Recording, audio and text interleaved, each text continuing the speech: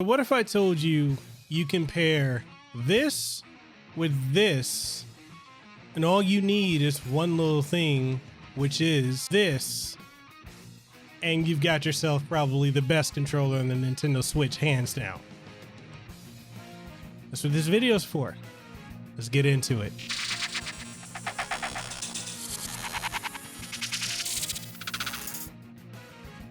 All right, what's up, everybody? It's Mikhail Kasanova, Hawaii content creator, host of Hawaii's #1 podcast and the #1 podcast in the Pacific, the Kasanova Podcast. Stream every single week on twitch.tv/Mikhail Kasanova, so catch me out over there.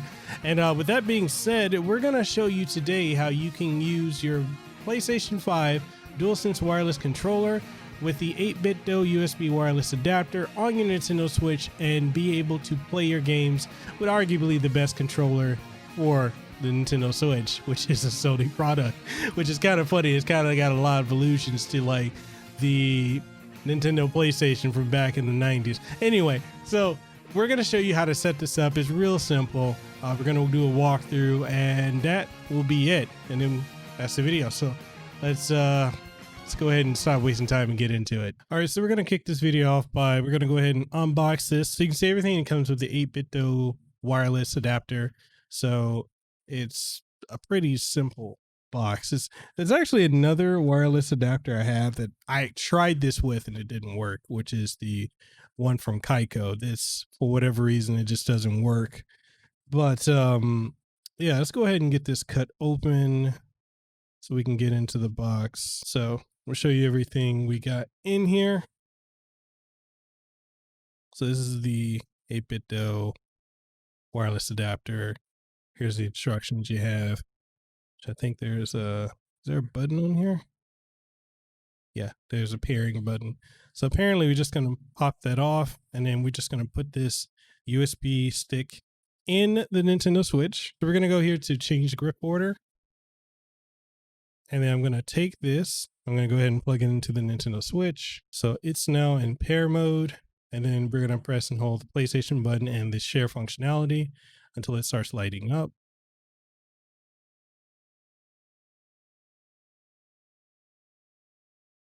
All right, and there we go. We got a fully functioning controller. I'll switch over so you can hear the game. So as you can hear, it's fully connected. So I'm just going through it just like this. I press the PlayStation button, it operates as the home button. So I've got a lot of, hey, this feels solid. All right, so we're using this with Hyrule Warriors Age of Calamity. So we're gonna try it out. And I want to do the first level with Link. I'm having no input delays on anything I'm doing.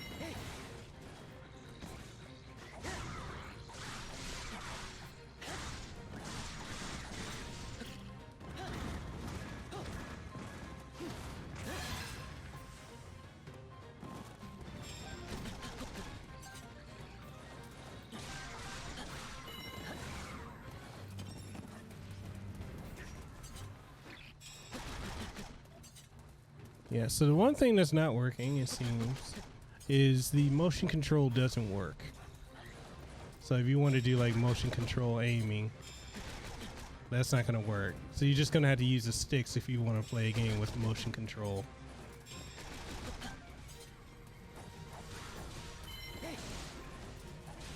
But you know, that's one of the things. This is something like this is going to have its caveats. It's not going to be a perfect one-to-one as if you were using like a default controller.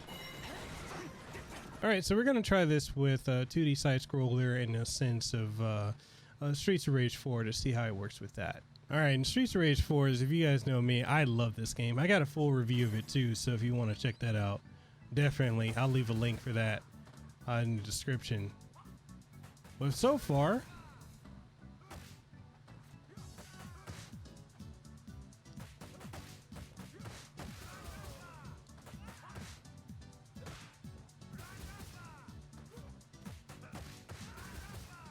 yeah, super responsive. I'm having no input delay. Ooh, get that combo.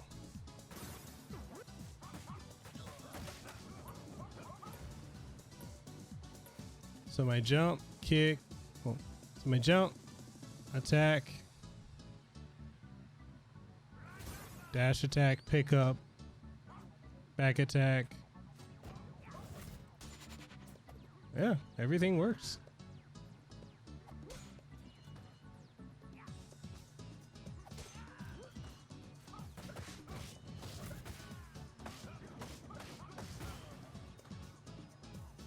I'm pretty impressed.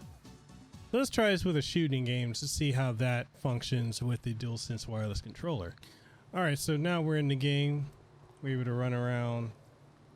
We can go prone, aim down the sights, jump.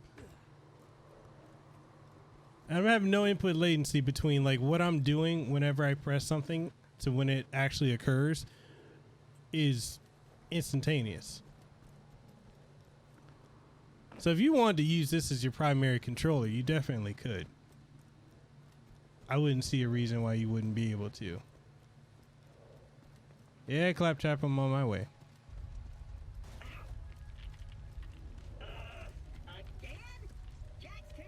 Like, They say Jack's drilling operations are causing those earthquakes. That, or your mom just got out of bed. Zing! You'll need that funny little robot's help to reach Sanctuary, the last bastion of the resistance against Jack, and the only place you'll be truly safe. Get to Sanctuary.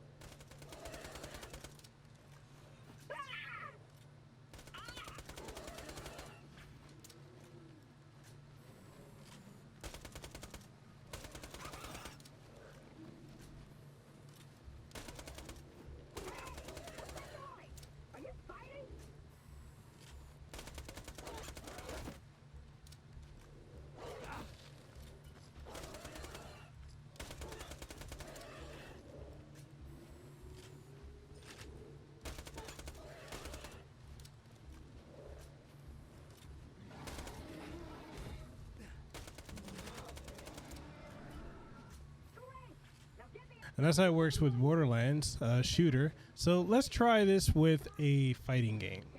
I think one of the other important aspects of trying to use this would be with a fighting game to see how accurate it would be. Now I'm gonna go with King of Fighters just because it's a very, it's very key, your inputs. Like, they have to be incredibly precise, and I think this is the best game to showcase off how the D-pad works if it's in this Bluetooth capability with the Nintendo Switch. And I've already said that the only controller with the best D-pad on the Switch is this one right here, the wireless face-off controller from PDP. Now I want to see how good this works with the Switch. I know how good it is on PlayStation 5 and on Steam, but how is it on here? We're about to find out. All right, so we're gonna hop in. My team is always Kyo, especially when it's in 98. Kyo, Yori, and then Terry. Now I like to use Kyo first because Kyo has a very, his inputs are very precise.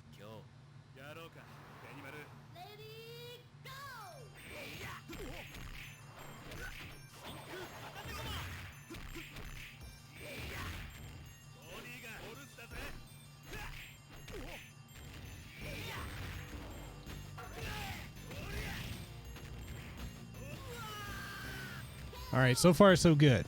Now, just as a heads up, so this does have some caveats in the sense that if you're wanting to use motion control, it's not going to work with the DualSense wireless controller to the Nintendo Switch.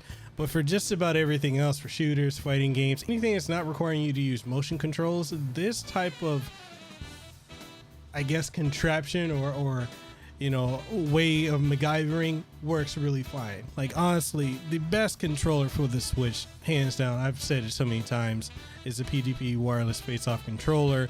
And honestly, this right here is right up there with it. This D-pad is solid, and it's really a matter of, do you prefer the PlayStation buttons layout when it comes to the sticks? If you prefer your analog sticks being right here instead of like this, then yeah, this is a solid way. Now, I'm not sure if you're buying a PlayStation 5 controller just for the Switch, that'd be a little interesting.